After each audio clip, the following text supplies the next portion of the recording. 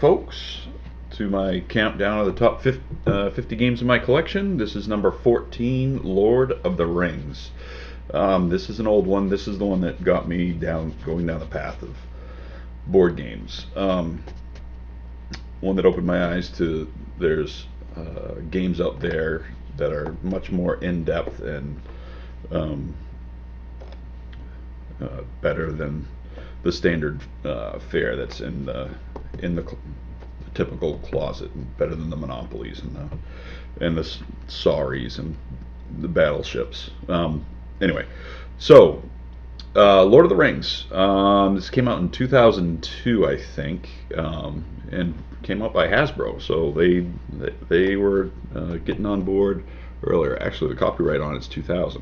I think I picked it up in 2002 after it had been out a while. So you are playing as one of the hobbits, and your goal is to bring the ring to Mount Doom and chuck it in the volcano. It is a difficult co-op, and we just talked about that in one of my earlier videos, that the more difficult a co-op is, the better it is, because you keep coming back wanting to succeed, and you do a little bit better each time. So the way this game works is each player will take their turn. One hobbit will be the ring bearer. It doesn't always stay with Frodo. There's a chance that it might transfer. And there are 3 paths, sometimes 4, on the various boards as you go through. There are other boards that you will have to use for this game. So it starts out in Bag End. And you will receive some Hobbit cards, and the Hobbit cards are either for fighting, for walking, or journey, wild cards, friendship cards with the handshakes, and hiding, which are the trees. So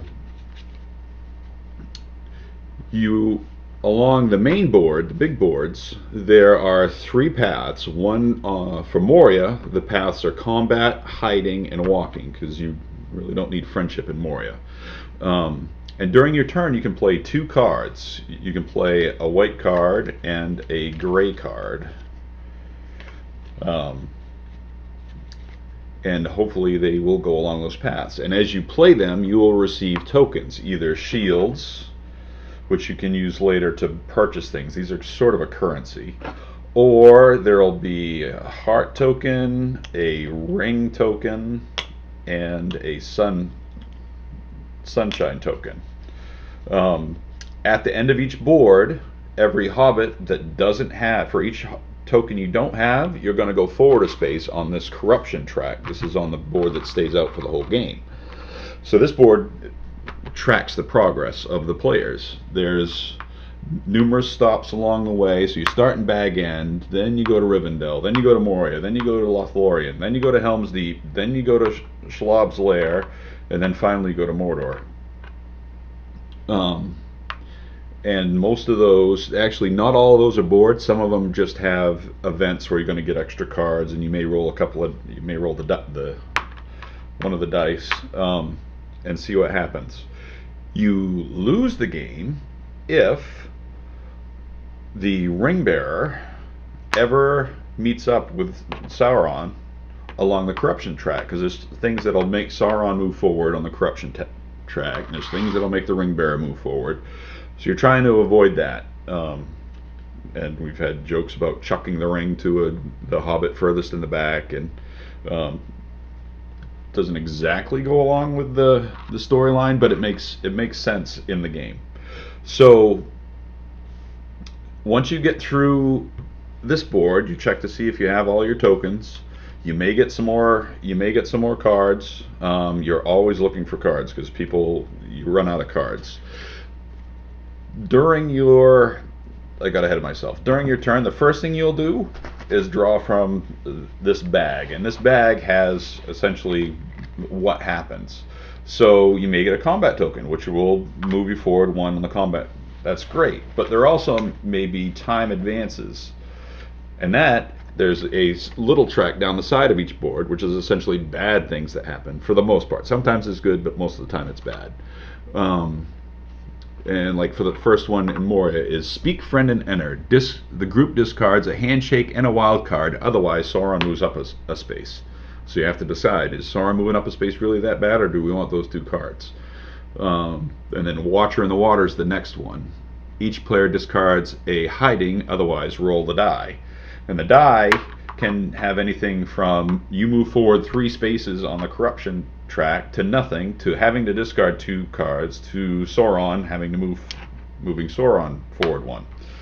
I don't think there's anything that moves Sauron back, so that's there's a lot of other things in here, like having to discard in the bag, having to discard a card, a green token, and a shield. Otherwise, time advances. And if you draw, you keep drawing until you draw one of the symbols. So if you draw time advance, you could draw another time advance. You draw again when you draw a time advance. So that the further along you get, the more likely it is you're going to draw the time advance, which is essentially the story in the books. And you could roll through. If you hit the last one, you don't necessarily lose, but a lot of bad stuff happens. Like this one it's called Fly You Fools. One player moves forward 3, each other player rolls the die. And then you've essentially lost the board. You don't get the rest of the tokens. The board ends, you see who has the tokens. So it's brutal. I talked about the shields being currency, sort of, and things you can purchase.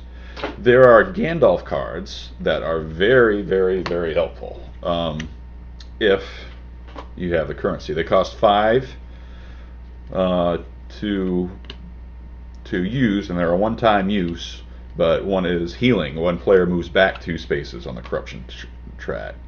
Foresight, draw 5 tiles from the bag and display them face up while they remain. Players must choose from these tiles instead of drawing from the bag. So that lets you see what's coming and you can sort of plan for it. Persistence, one player draws 4 cards, active player gets 2 wild, stuff like that. So the Gandalf cards are really good if you manage to have enough shields to get through them. But there's some boards like the Schlop's Lair board that you are discarding shields like crazy. Group may discard 7 and then receive the Golem card, stuff like that. You can also use the ring as you play. Whoever's the ring bearer can say, I'm using the ring, and then you put it around your character. And when you use the ring, you can jump any track forward 4 spaces minus the number of symbols that show up on the dice. So I would move it forward 2 spaces in that case. Why wouldn't you do that? Well, you get to use it once per board, so you should use it. Yeah, and that's Lord of the Rings. There's a lot of thematic cards that you will discover as you advance along the tracks. You'll, like in Moria, you'll unlock the book, which Gandalf reads from and finds out what happens to the dwarves. And then the pipe, they sit and relax for a bit with a little tobacco. Trying to think if I say our win rate at this is probably 10%. It's tough. It's definitely, I say play with 4 because you get a better experience. It's a lot easier with 2 than it is with 4, so it doesn't scale evenly. And you can't play it solo. It's not a lot of co-ops you can play solo. This one you can't. You have to have 2. Otherwise it doesn't work right. So yeah, this is Lord of the Rings. It's still out there. Reprinted. The box cover may be a little different, but highly recommend it if you like the Lord of the Rings story movies. Yeah, it's good. It's a good play, and it's been too long. It's been over a year since I played this one, so gotta get it out again and have Sauron beat us yet again. Okay, thank you much. This is 14 Lord of the Rings. Stay tuned for 13 for the kids.